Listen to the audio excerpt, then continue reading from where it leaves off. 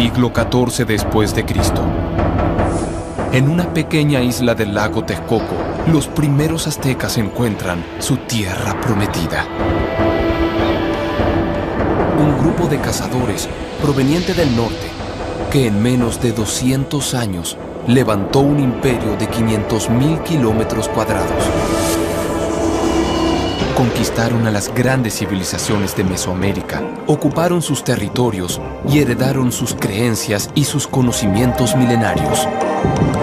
Su vertiginoso ascenso, su colosal expansión y su trágica caída constituyen uno de los episodios más dramáticos de la historia de la humanidad. Eduardo Bonilla es documentalista y se propone investigar los mayores enigmas del colosal imperio azteca. ¿Cuál es el origen de este misterioso pueblo? ¿Qué extraña fuerza los llevó a creerse elegidos por los dioses? ¿Cuál era el secreto que hizo de sus ejércitos una fuerza invencible? ¿Y por qué en apenas 2 años cayeron ante un reducido grupo de españoles? Ahora, Eduardo emprende una travesía que desafía el tiempo para descubrir los misterios de los aztecas. La exploración comienza.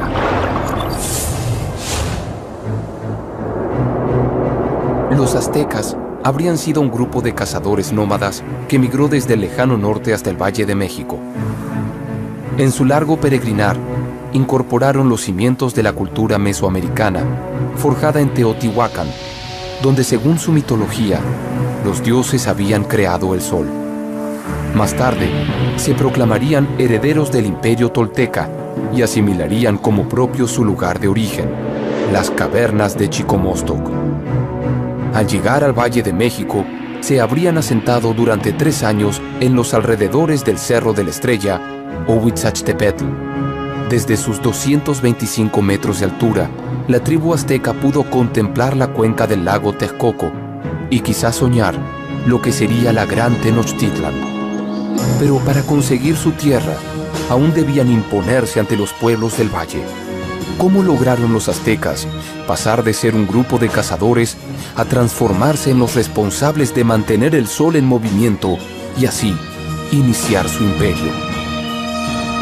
El arqueólogo Arturo Montero estudia los cultos ancestrales que los aztecas practicaban en las misteriosas cavernas del Cerro de la Estrella.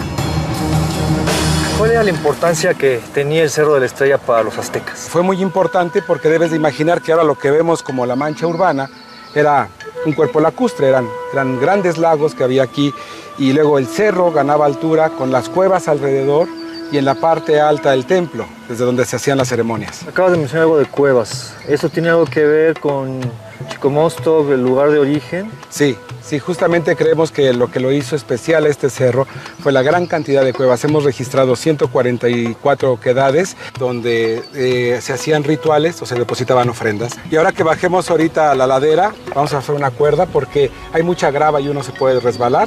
Perfecto.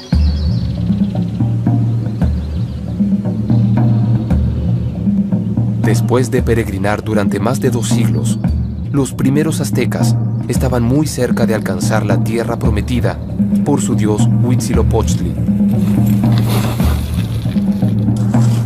La exploración desciende hasta las profundidades del cerro para conocer el espacio natural en que los aztecas reprodujeron las míticas cavernas de Chicomostoc.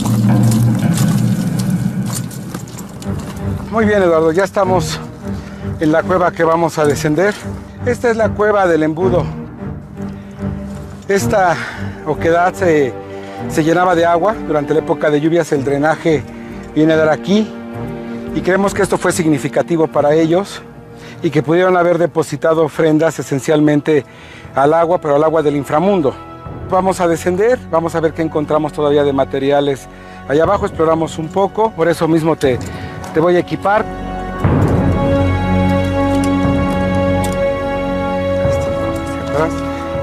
Se requiere un cerro, como el caso del de la Estrella, con muchas cuevas para pensar que hay muchos ductos que pueden conducir al inframundo.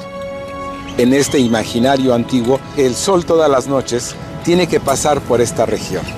y tiene que luchar para volver a salir al día siguiente y requiere entonces de una presencia humana para que este ciclo pueda seguirse dando. Los aztecas asumieron la responsabilidad cósmica de asegurar el triunfo del sol en su lucha diaria con las fuerzas oscuras del inframundo. Sus ritos incluían un peligroso descenso a las entrañas de la tierra, en un simbólico retorno a su propio lugar de origen. Esta cueva se habla de que está muy asolvada, que tal vez en la antigüedad fue más profundo. No nos sorprendería que aquí hubieran puesto algunos andamios para poder bajar y dejar algunas ofrendas. Aquí podemos encontrar todavía cerámica, algunos tiestos. Podemos imaginar que fueron depositados en su momento. ¿Estas serían como ofrendas? Definitivamente, están sacralizando, están dándonos un mensaje de que estos son espacios límites. O sea, no cualquiera puede acceder a ellos. Y podríamos hablar también de que se trata de un espejo del lugar de origen, ¿no? Claro, y por eso se vuelve en un lugar identitario. Aquí se recrea esa historia, vuelve a cobrar sentido. Entonces, estas cuevas no nada más tienen una función religiosa, sino también política. ¿Por qué? De la clase gobernante, claro, que se legitima a partir de los rituales y de los lugares de origen.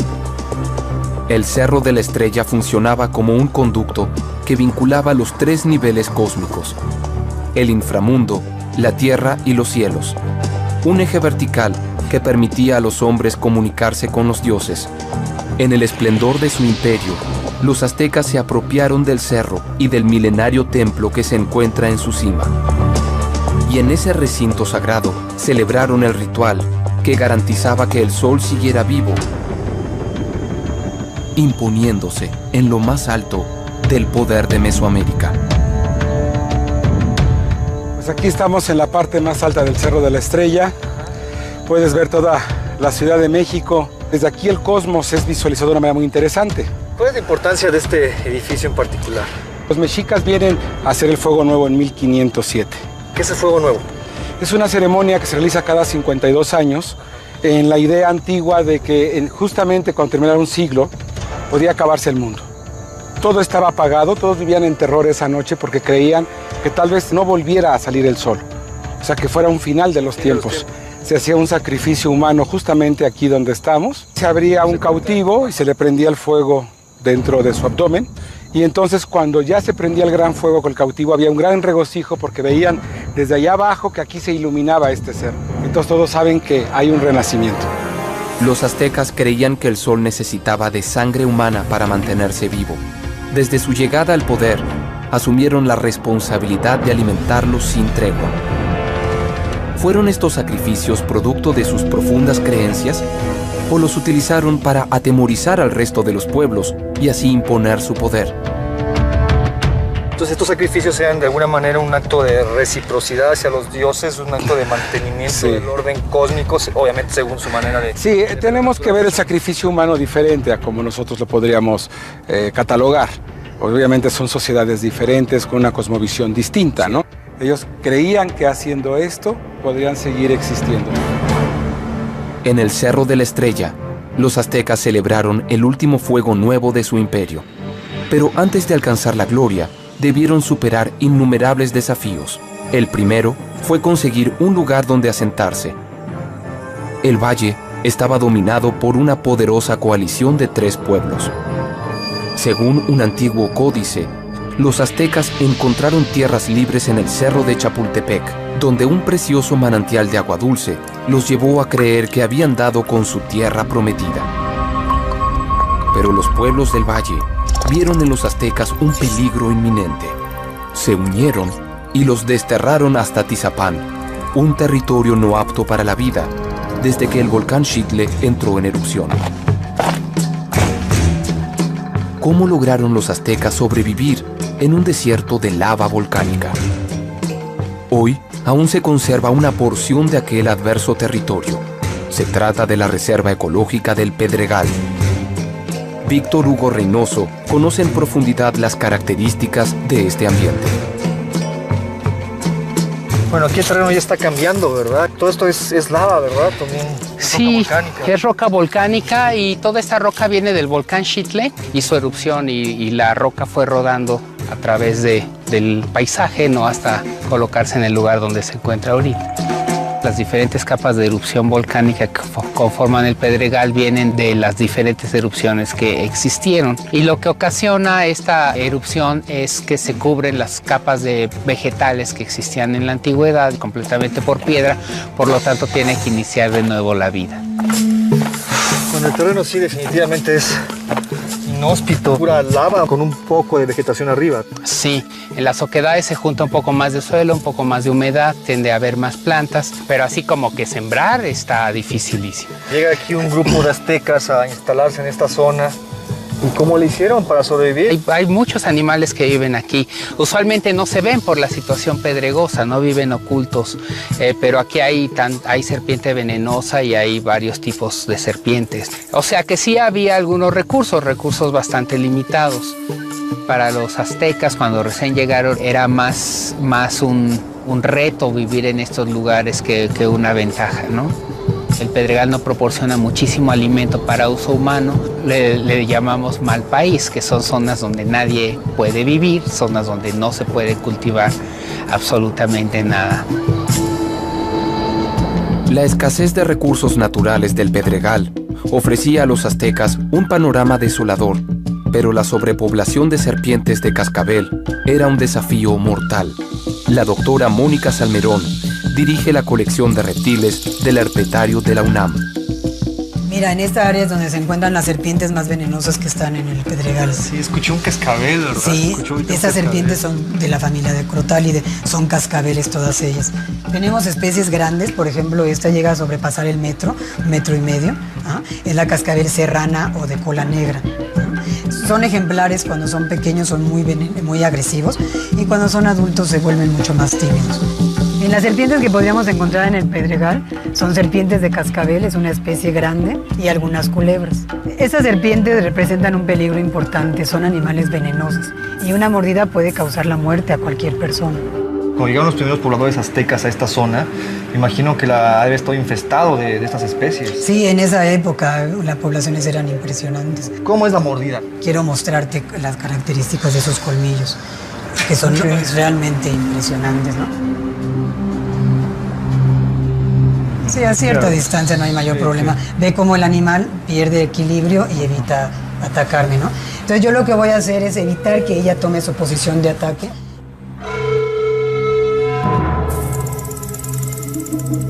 Entonces suavemente le coloco el gancho sobre la cabeza. Entonces te voy a pedir, por favor, que me ayudes para que yo pueda mostrarte la dentición. Siente raro el tacto. Sí, la piel es muy rugosa, es áspera. Estos dientes vienen protegidos por una membrana y doblados sobre el paladar. Cuando el animal va a morder, los desenvaina y saca un par de colmillos, que son pequeñas agujitas hipodérmicas. El colmillo está perforado por dentro. Este tipo de veneno puede atacar sistema nervioso y sistema sanguíneo también, causando hemorragias importantes. Finalmente, bueno, se presenta un paro cardíaco.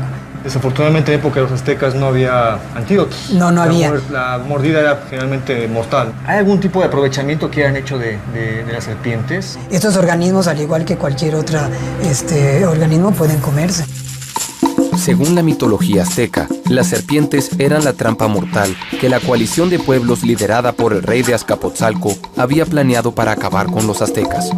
Lejos de amedrentarse, su temple guerrero les permitió afrontar la amenaza y finalmente sobrevivir alimentándose con la carne de las peligrosas serpientes. A 150 kilómetros del Distrito Federal, en el Valle del Mezquital, la antropóloga física Yesenia Peña ha estudiado los beneficios nutricionales de la carne de reptil. ¿Es posible sobrevivir comiendo serpientes o se trata solo de un mito? En tus investigaciones tú propones que es posible que un pueblo pueda sobrevivir a base de una dieta de reptiles, particularmente de las serpientes, y estamos hablando de los aztecas. Así es, tiene una alta cantidad de proteínas, particularmente cualquier carne tiene entre el 15 al 25%, pero la de víbora y cascabel tiene un 24%. menos de un 1% de hidratos de carbono y el resto es agua y humedad. Pero digo, aquí es una cuestión muy importante porque la cascabel es además muy peligrosa, ¿no? Tanto los otomís como los mexicas utilizaban una vara en forma de horqueta para detener su cabeza. Una especie de griega. Así ¿no? es. Esas técnicas se siguen conservando. Aún hoy en día podemos encontrar cazadores. Así es. Y que son expertos en toda la fauna, pero particularmente expertos para cazar víbora casera y de cascabel. El Valle del Mezquital es una región de insuficientes recursos naturales. Su escasa fauna está dominada por insectos y reptiles. La exploración se interna en este inhóspito territorio donde los ñañú, descendientes actuales del milenario pueblo otomí, enfrentan la adversidad de esta tierra, reviviendo las ingeniosas costumbres de los primeros aztecas.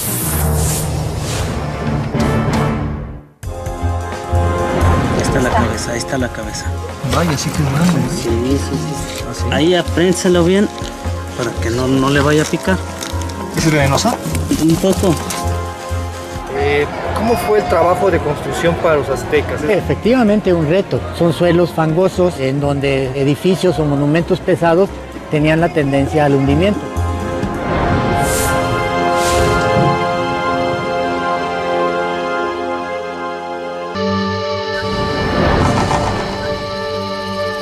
Según la mitología, a comienzos del siglo XIV, los aztecas cayeron en una trampa mortal. Los pueblos que habitaban el valle los confinaron a Tizapán, un pedregal infestado de serpientes. La tribu azteca enfrentó el desafío, cazó a las serpientes y las transformó en su alimento. 700 años después, los habitantes de Santiago de Anaya recuperan la leyenda y sobreviven de la misma manera que lo hicieron los primeros aztecas. Buenas tardes. Buenas tardes. ¿Qué está haciendo por ahí? Aquí ando buscando una serpiente. Buenas tardes. ¿Y está cazando con esa varita nada más? Sí, con esta varita. De ahí lo voy a estar buscando, donde lo encuentre, ya nada más lo jalo y con esta misma vara para prensarlo. Ajá. ¿Podemos ver cómo lo hace? Ah, sí, cómo no. Aquí está uno. Está la cola. Y es casera. ¿Y cómo la saca? ¿Excava todo el agujero o lo va jalando? Tenemos que utilizar la varita para poder atraparle la cabeza, porque si no nos puede picar. ¿Gusta usted aprender a buscarlo? Ah, pues dígame qué tengo que Sí, hacer. ayúdalo. Mire, a ver, mire, yo lo voy a jalar y cuando vaya viendo, usted nada más le va pisando poco a poco. Un poco. Usted la jala y yo la prenso de aquí. ¿Sí? ¿Está bien? Y voy jalando junto con usted. Derrúmbele más la tierra, porque está muy aprensado, ¿no? Si quiere salir. Vaya, sí que es grande, ¿eh? Sí. No voy a lastimar. Ahí va, Viene. A ver, me dice que los tenga aquí. Ahí está.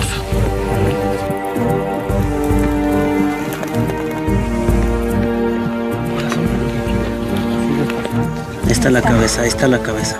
Ahí aprénselo bien para que no le vaya a picar. ¿Es venenosa? Un poco.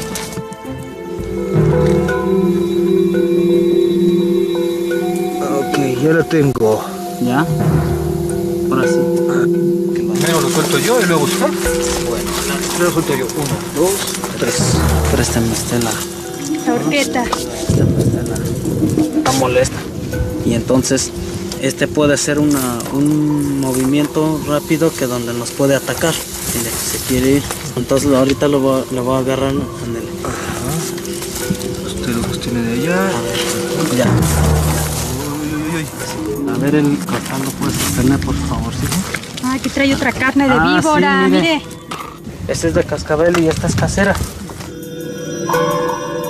Al hacer un análisis y ver cuáles eran sus hábitos alimentarios, encontramos que esta forma de alimentación ha sido operativa y funcional a tal grado que la amplia desnutrición del más del 60% de la población en el Valle del Mezquital hoy en nuestros días ha reducido a menos del 10%.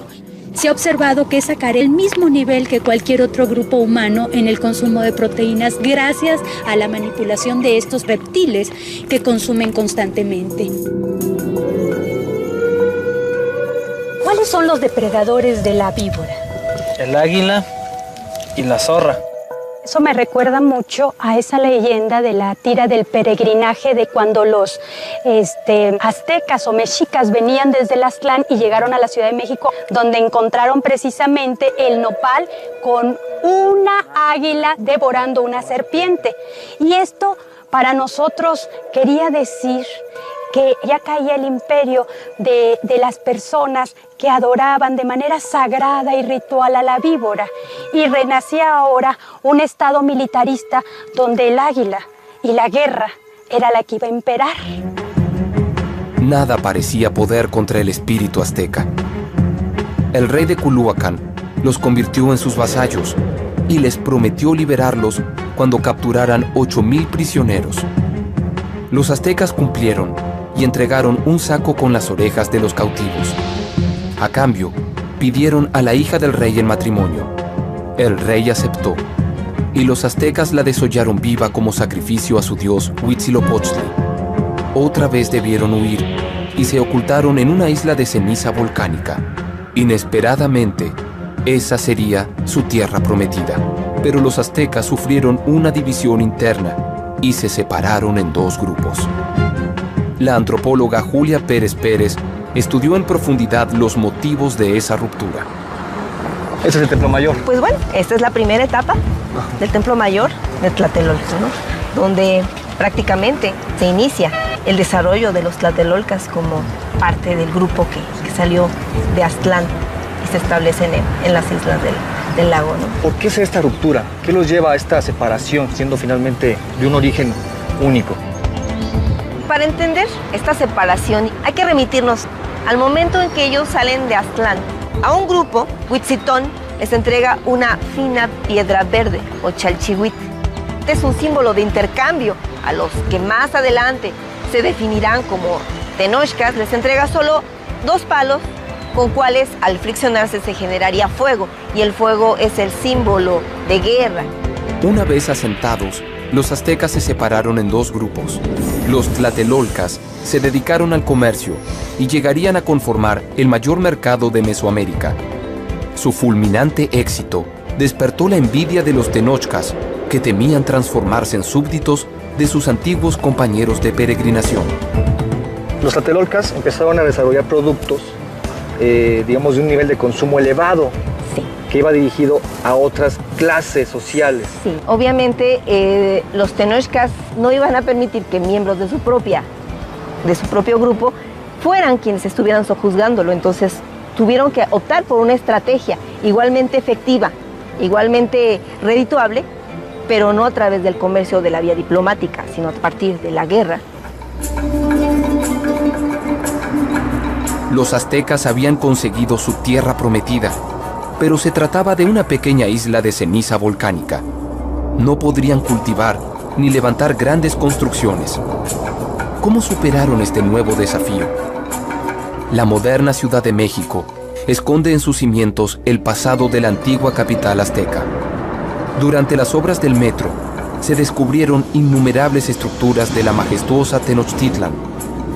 Una de ellas fue la pirámide de Ejecatl.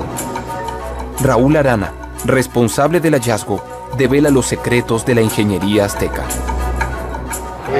¿Cómo fue el trabajo de construcción para los aztecas? Efectivamente un reto. Son suelos fangosos en donde edificios o monumentos pesados tenían la tendencia al hundimiento. Entonces ellos descubren o implementan una técnica que se llama de pilotaje. Sobre de estos soportes ellos empezaron a hacer plataformas y a rellenar con fango, con piedras, con desechos inclusive orgánicos. Y van ganando terreno al lago. Exactamente, y van jalando suelo orgánico del fondo del lago, que además les sirve también para ir haciendo sus chinampas, que no solo dan maíz, dan calabaza, dan cultivos, dan vida, sino que al mismo tiempo dan espacio para ir haciendo construcciones. Las chinampas eran jardines flotantes rectangulares sujetos al fondo lodoso del lago por pilotes de madera. Gracias a esta innovación tecnológica, los aztecas lograron cultivar sobre las aguas y Tenochtitlan fue ganando terreno hasta alcanzar una superficie de 15 kilómetros cuadrados. En menos de 100 años, pasaron de ser vasallos a transformarse en los dueños del Valle de México. El imperio estaba en marcha y su ciudad se unió al continente por medio de ingeniosas calzadas. Hoy, debajo de una de ellas, se construye la línea 12 del metro. ¿Puede la antigua ingeniería azteca ayudar a construir megaestructuras en el suelo inestable del Distrito Federal?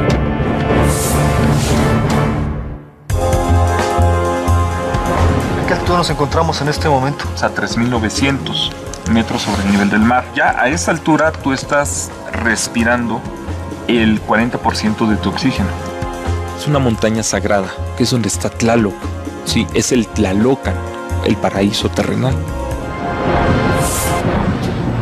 Los aztecas alcanzaron el poder del valle y transformaron su isla en la monumental Tenochtitlan. Sobre ese terreno artificial se apoyan los cimientos de la moderna capital de México.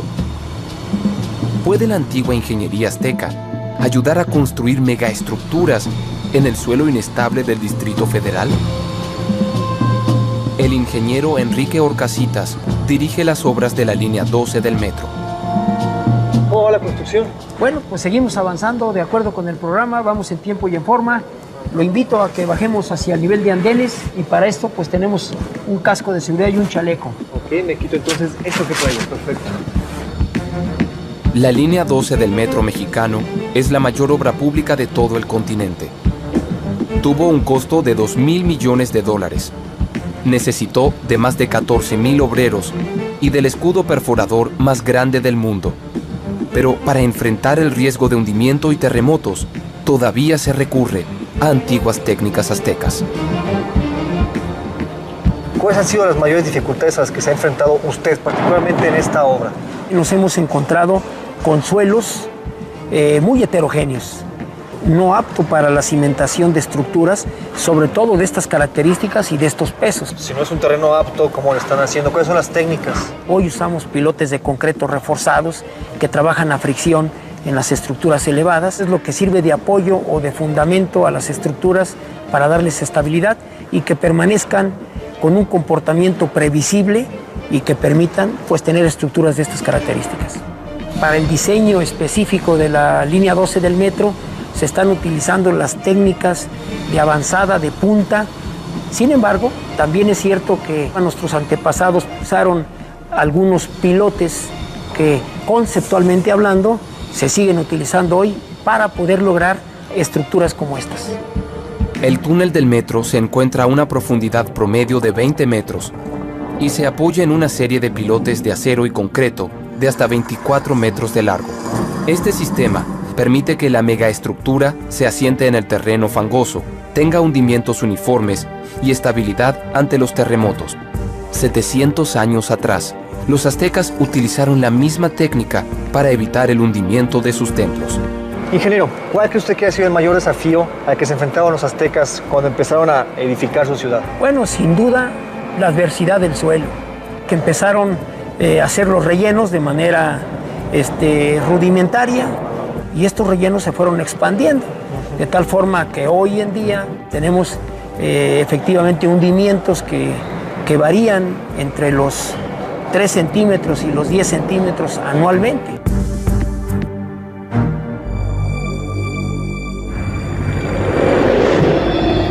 El centro histórico de la Ciudad de México se ha hundido 7 metros solo en los últimos 100 años.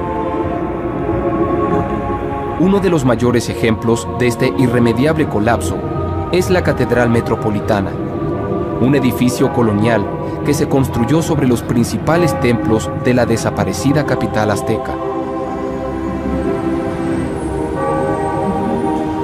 Raúl Barrera es el arqueólogo que mejor conoce los vestigios del esplendor de Tenochtitlan, que se ocultan en la profundidad de los cimientos del Distrito Federal.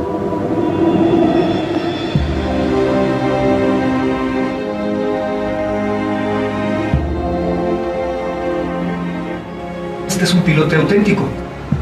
Este es un ejemplo de estos pilotes de madera que se continuó empleando en la época colonial. Esto que estamos viendo aquí también es un templo azteca, ¿verdad? Se ve aquí los glifos. Sí, estamos en el Templo del Sol, en la esquina suroeste del recinto sagrado, donde se encontraban pues alrededor de 78 templos, que era una recreación del cosmos. Entonces, bueno, su orientación es muy importante, ¿verdad? No es casual, definitivamente. No es casual. O sea, había un plano, digamos, llave que regía toda la construcción de los templos. De hecho, los basamentos prehispánicos o los templos son reproducciones del entorno del paisaje, ¿verdad? El recinto ceremonial de Tenochtitlan reproducía las creencias y el paisaje sagrado de Mesoamérica. Sus templos representaban tanto a sus dioses como a las montañas consagradas del valle. Una de las principales era el monte Tlaloc. Entonces los aztecas dominan ideológicamente, políticamente, económicamente, pero también hacen esta apropiación de los paisajes, ¿no? Ya las montañas también son de alguna manera parte de ellos, parte de su religión. Así ocurrió, Eduardo. El Cerro Tlaloc fue controlado por el Estado mexica. Ahí se encuentra un santuario prehispánico donde llegaban los sacerdotes y llevaban a cabo sus prácticas rituales con el sacrificio de niños para pedir por las lluvias y por las buenas cosechas. Según la cosmovisión mesoamericana, el monte Tlaloc era el paraíso del que provenía el agua necesaria para la vida y se ubica a 40 kilómetros de la antigua Tenochtitlan. La estrategia azteca consistió en apropiarse de este lugar sagrado para ejercer un poder simbólico sobre el resto de los pueblos. Quien dominara el monte Tlaloc podría predecir el comportamiento de las lluvias. Una vez al año, poniendo en riesgo su vida, el máximo poder del imperio peregrinaba hasta su cumbre para llevar a cabo el Hueytozostli, una ceremonia agrícola que incluía el sacrificio ritual de niños. Víctor Arribalzaga es especialista en arqueología de montaña y es quien mejor conoce los secretos de este monte sagrado. Esta es una ruta efectivamente de peregrinación, ¿verdad? Así es, venían los señores de la Triple Alianza, que era el señor de Tenochtitlan, el señor de Tlacopan y el señor de Texcoco. Y estos grandes señores que me mencionas, estos tlatoanis, ¿cómo llegaban hasta este punto? Los gobernantes eran grandes guerreros. Subían a pie, sí, como toda la gente. Y obviamente tenía que venir con toda una logística de protección. Podríamos decir que estaban subiendo unas 6,000 personas. 6,000 personas. Acompañando a los gobernantes. Wow. Está bastante empuje para llegar aquí. ¿A qué altitud nos encontramos en este momento? Aquí nos encontramos a 3,900 metros sobre el nivel del mar. Pero todavía vamos a subir un poco más, ¿verdad? Todavía el templo se localiza a 4,150. Pero ya a esta altura tú estás respirando el 40% de tu oxígeno. Ok. Vamos pues, la recta final. Hay manifestaciones del dios Tlaloc desde la época teotihuacana y representa a la lluvia que riega la tierra. Su principal atributo es el rayo, y según la mitología, en la cima del monte repartía el agua divina con la ayuda de los tlaloques, espíritus de niños pequeños. El monte Tlaloc es una montaña sagrada, era un espacio aparte. Ahí se materializó lo que es la máxima concepción de la religión mesoamericana. Es el recinto de Tlaloc, sí, es el Tlalocan, el paraíso terrenal. La exploración asciende a la cima del cerro para internarse en el más grande de los templos aztecas construidos en la alta montaña. Un espacio misterioso y cargado de leyendas, que es respetado y temido tanto por los descendientes de los mexicas como por los investigadores que aún se aventuran a intentar desentrañar su enigmático pasado. Ya casi llegamos. Vamos a dejar una pequeña ofrenda. Siempre procuramos, primero que nada, pedirle a los guardianes del lugar que nos permitan hacer nuestro trabajo y que regresemos a salvo a nuestros hogares, porque nosotros No venimos a destruir. Estamos construyendo nuestra patria. Venimos a rescatar. Venimos a proteger. No venimos a hacer ningún daño.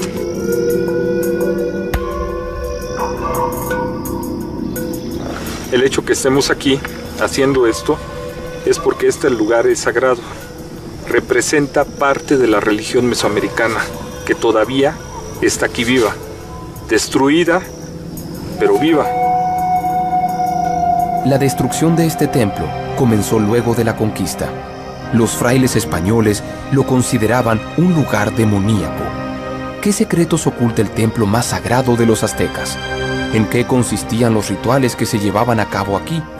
¿Por qué sacrificaban niños en la cima de este cerro?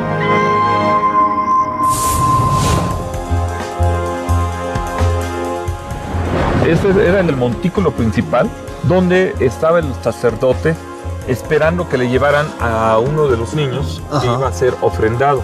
Y ahí lo desangraban. Los aztecas tenían este temor que a lo mejor el sol debería morir. Ahora nosotros sabemos que la estrella nace y se muere, y las estrellas están naciendo y se están muriendo. Los aztecas incorporaron a los principales dioses mesoamericanos para dominar ideológicamente a los pueblos del Valle de México. Uno de los más importantes fue Tlaloc, el dios de la lluvia. A 4.150 metros sobre el nivel del mar, levantaron un fastuoso templo y una vez al año realizaban la ceremonia del Hueytozostli, un rito agrícola que incluía el sacrificio de niños para asegurar las cosechas. La exploración se interna en uno de los recintos más sagrados de la civilización azteca, el Templo de Tlaloc. Bueno, pues aquí tienes el templo más grande de Mesoamérica a mayor altura. ¿Sí? La calzada mide 150 metros de largo, 7 metros de ancho. Eso también te dice la cantidad de gente que circulaba por ahí sin mayor problema. El templo de Tlaloc cuenta con un patio interno de 3.000 metros cuadrados. Las paredes del recinto alcanzaban los 3 metros de altura y solo para la construcción del muro exterior se requerirían 360 camiones de volteo con 6 metros cúbicos de carga. La monumentalidad del templo refleja la importancia que esta ceremonia tuvo para el imperio. Era un acto para, digamos, mantener el status quo. Tenían que organizar una gran ceremonia con la importancia que le daban a la deidad. Los aztecas saben que ellos se iban a sostener como grupo hegemónico para siempre. Aquí tenemos, este era digamos, el montículo principal dentro del templo, ¿sí? Donde estaba el sacerdote de Tlaloc esperando que le llevaran a uno de los niños que iba a ser ofrendado. Y ahí lo desangraban.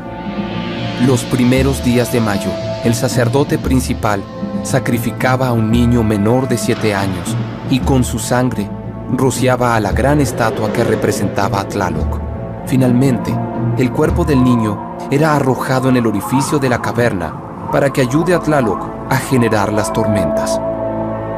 Tlaloc es un concepto que envuelve varios entes. Los vientos que vienen del Golfo empujan a la nube, ¿sí?, hacia el altiplano. Esta nube llega y se posa en las montañas y ahí se va a cargar de agua. Todos estos elementos de la naturaleza estaban trabajando en conjunto, pero alrededor de alguien, ¿sí?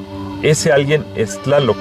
Entonces sería la deidad de la meteorología, la deidad de la climatología, es quien controla todo. Entonces podríamos de alguna manera decir que los antiguos ya tenían una visión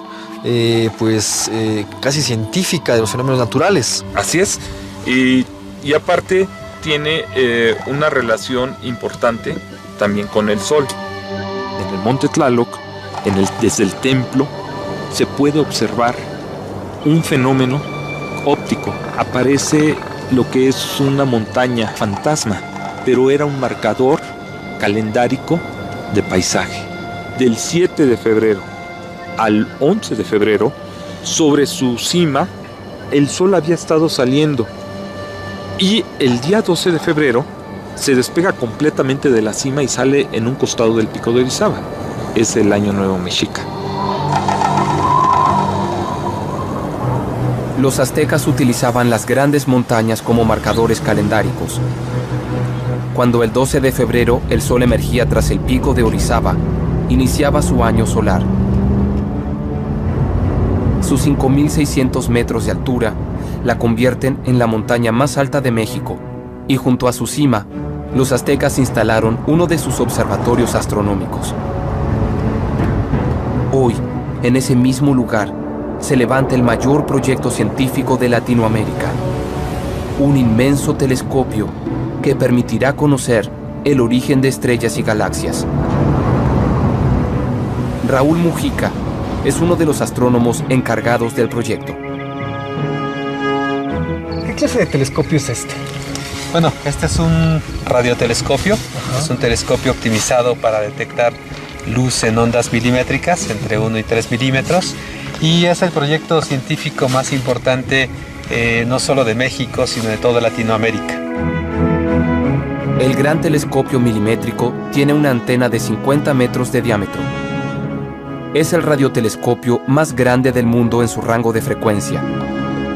Permitirá analizar la formación de estrellas y aportará evidencias sobre el origen de la vida.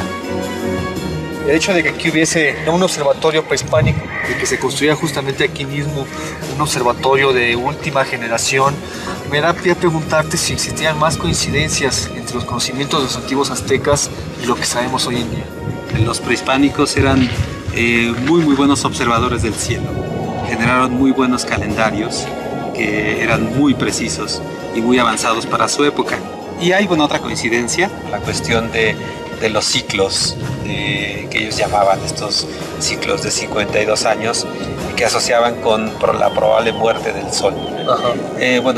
Ahora sabemos que sí, las estrellas tienen un ciclo de vida. Sabemos que las estrellas nacen, que viven durante un tiempo generando energía y que después se mueren. Los aztecas condensaron en la piedra del Sol sus avanzados conocimientos y sus mayores temores. El anillo externo representa el límite de su universo, la Vía Láctea. A este le siguen 4 círculos que describen los movimientos orbitales de Saturno, Júpiter, Marte y Venus.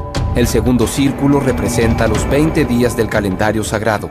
Su círculo central contiene a los 4 soles que colapsaron trágicamente y rodean a Olinto Natium, el sol al que los aztecas mantenían vivo con sacrificios humanos. Los aztecas tenían estas ideas de cuestiones cíclicas. Ellos pensaban que debería pasar cierto tiempo, estos ciertos periodos en que el sol debería morir. Ellos tenían este temor que a lo mejor el sol después de ese ciclo ya no sale. Ahora nosotros sabemos que el sol va a durar todavía unos 5.000 millones de años, ¿sí? Pero sabemos que la estrella nace y se muere, y las estrellas están naciendo y se están muriendo. Mencionaste un momentito esta cuestión de cíclica, ¿no? De que estamos en expansión, pero hay momentos que se repiten, hay una constante, ¿no? Sí, hay esta parte, hay toda una escala jerárquica de formación de las estructuras. Entonces hay una primera generación de estrellas masivas con pocos metales, ¿sí?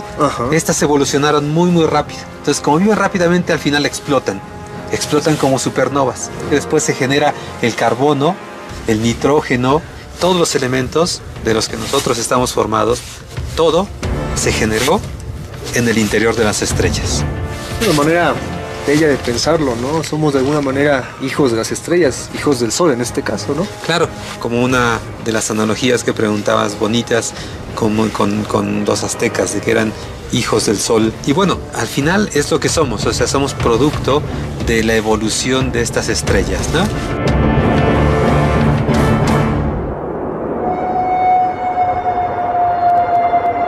Los aztecas se erigieron como el pueblo elegido para mantener vivo al sol. Su inquebrantable fe los impulsó a convertirse en los dominadores del resto de los pueblos del Valle de México y a conseguir lo imposible, transformar un islote de ceniza volcánica en la monumental Tenochtitlan, apropiarse de los dioses y de las cumbres sagradas de la cuenca, donde encabezaron los rituales milenarios de Mesoamérica. La profecía estaba en marcha. Pero aún debían extender sus dominios y someter a las grandes civilizaciones de las 4 regiones del cosmos para levantar el imperio del Sol, desde el Golfo de México hasta la costa del Pacífico y de la impenetrable selva guatemalteca hasta las estepas desérticas del norte. ¿Cómo consiguió un pueblo guerrero administrar y expandir un imperio de 500.000 kilómetros cuadrados? ¿Cómo doblegaron a las culturas milenarias de Mesoamérica? ¿Cuáles fueron las estrategias de guerra que desarrollaron? En solo 100 años, lograrían apoderarse de los más avanzados conocimientos matemáticos y astronómicos y levantarían una industria militar de materiales sagrados.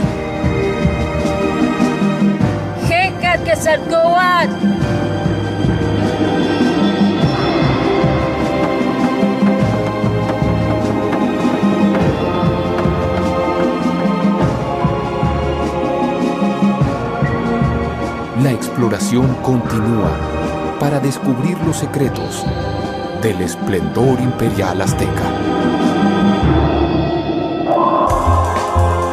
¿Por qué la importancia de la obsidiana verde? Porque es el motor de la sociedad y del imperio.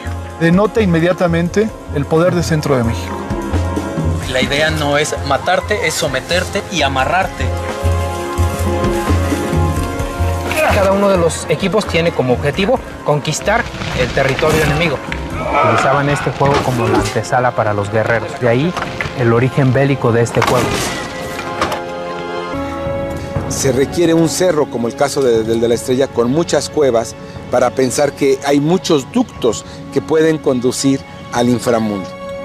En este imaginario antiguo, el sol todas las noches tiene que pasar por esta región y tiene que luchar para volver a salir al día siguiente, y requiere entonces de una presencia humana para que este ciclo pueda seguirse dando.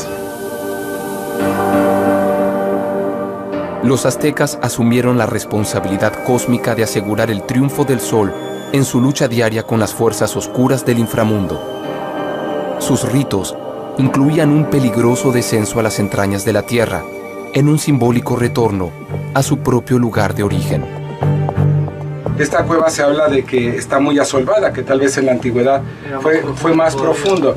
No nos sorprendería que aquí hubieran puesto algunos andamios para poder bajar y dejar algunas ofrendas. Aquí podemos encontrar todavía cerámica, algunos tiestos. Podemos imaginar que fueron depositados en su momento. ¿Estas serían como ofrendas? Definitivamente, están sacralizando, están dándonos un mensaje de que estos son espacios límites. O sea, no cualquiera puede acceder a ellos. Y podríamos hablar también de que se trata de un espejo del lugar de origen, ¿no? Claro, y por eso se vuelve en un lugar identitario. Aquí se recrea esa historia, vuelve a cobrar sentido. Entonces, estas... Siglo XIV después de Cristo. En una pequeña isla del lago Texcoco, los primeros aztecas encuentran su tierra prometida. Un grupo de cazadores proveniente del norte, que en menos de 200 años levantó un imperio de 500.000 kilómetros cuadrados. Conquistaron a las grandes civilizaciones de Mesoamérica, ocuparon sus territorios y heredaron sus creencias y sus conocimientos milenarios. Su vertiginoso ascenso, su colosal expansión y su trágica caída constituyen uno de los episodios más dramáticos de la historia de la humanidad. Eduardo Bonilla es documentalista y se propone investigar los mayores enigmas del colosal imperio azteca. ¿Cuál es el origen de este misterioso pueblo? ¿Qué extraña fuerza los llevó a creerse elegidos por los dioses? ¿Cuál era el secreto que hizo de sus ejércitos una fuerza invencible? ¿Y por qué en apenas 2 años cayeron ante un reducido grupo de españoles? Ahora, Eduardo emprende una travesía que desafía el tiempo para descubrir los misterios de los aztecas. La exploración comienza.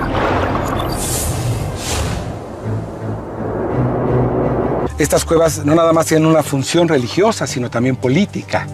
¿Por qué? De la clase gobernante, claro. que se legitima a partir de los rituales y de los lugares de origen. El Cerro de la Estrella funcionaba como un conducto que vinculaba los tres niveles cósmicos: el inframundo, la tierra y los cielos. Un eje vertical que permitía a los hombres comunicarse con los dioses. En el esplendor de su imperio, los aztecas se apropiaron del cerro y del milenario templo que se encuentra en su cima. Y en ese recinto sagrado celebraron el ritual que garantizaba que el sol siguiera vivo, imponiéndose en lo más alto del poder de Mesoamérica. Pues aquí estamos en la parte más alta del Cerro de la Estrella. Puedes ver toda la Ciudad de México. Desde aquí el cosmos es visualizado de una manera muy interesante. ¿Cuál es la importancia de este edificio en particular? Los mexicas vienen a hacer el Fuego Nuevo en 1507. ¿Qué es el Fuego Nuevo? Es una ceremonia que se realiza cada 52 años en la idea antigua de que justamente cuando terminara un siglo podía acabarse el mundo. Todo estaba apagado, todos vivían en terror esa noche porque creían que tal vez no volviera a salir el sol. O sea, que fuera un final de los tiempos.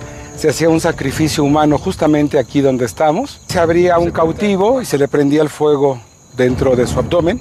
Y entonces cuando ya se prendía el gran fuego con el cautivo había un gran regocijo porque veían desde allá abajo que aquí se iluminaba este cerro. Está el templo, desde donde se hacían las ceremonias. Acabas de mencionar algo de cuevas. ¿Eso tiene algo que ver con Chicomostoc, el lugar de origen? Sí, justamente creemos que lo hizo especial a este cerro fue la gran cantidad de cuevas. Hemos registrado 144 oquedades donde se hacían rituales o se depositaban ofrendas. Y ahora que bajemos ahorita a la ladera, vamos a hacer una cuerda porque hay mucha grava y uno se puede resbalar.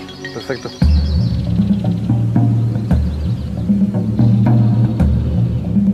Después de peregrinar durante más de 2 siglos, los primeros aztecas estaban muy cerca de alcanzar la tierra prometida por su dios Huitzilopochtli. La exploración desciende hasta las profundidades del cerro para conocer el espacio natural en que los aztecas reprodujeron las míticas cavernas de Chicomostoc. Muy bien, Eduardo, ya estamos en la cueva que vamos a descender. Esta es la cueva del embudo. Esta oquedad se llenaba de agua. Durante la época de lluvias el drenaje viene a dar aquí y creemos que esto fue significativo para ellos y que pudieron haber depositado ofrendas esencialmente al agua, pero al agua del inframundo. Vamos a descender, vamos a ver qué encontramos todavía de materiales allá abajo, exploramos un poco, por eso mismo te voy a equipar.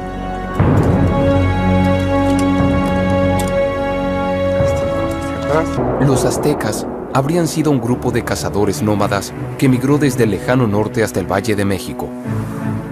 En su largo peregrinar, incorporaron los cimientos de la cultura mesoamericana, forjada en Teotihuacán, donde según su mitología, los dioses habían creado el sol. Más tarde, se proclamarían herederos del imperio tolteca y asimilarían como propio su lugar de origen, las cavernas de Chicomostoc. Al llegar al Valle de México, se habrían asentado durante 3 años en los alrededores del Cerro de la Estrella o Huitzachtepetl. Desde sus 225 metros de altura, la tribu azteca pudo contemplar la cuenca del lago Texcoco y quizás soñar lo que sería la gran Tenochtitlan. Pero para conseguir su tierra, aún debían imponerse ante los pueblos del valle. ¿Cómo lograron los aztecas pasar de ser un grupo de cazadores a transformarse en los responsables de mantener el sol en movimiento y así iniciar su imperio? El arqueólogo Arturo Montero estudia los cultos ancestrales que los aztecas practicaban en las misteriosas cavernas del Cerro de la Estrella. ¿Cuál era la importancia que tenía el Cerro de la Estrella para los aztecas? Fue muy importante porque debes de imaginar que ahora lo que vemos como la mancha urbana era un cuerpo lacustre, eran grandes lagos que había aquí y luego el cerro ganaba altura con las cuevas alrededor y en la parte alta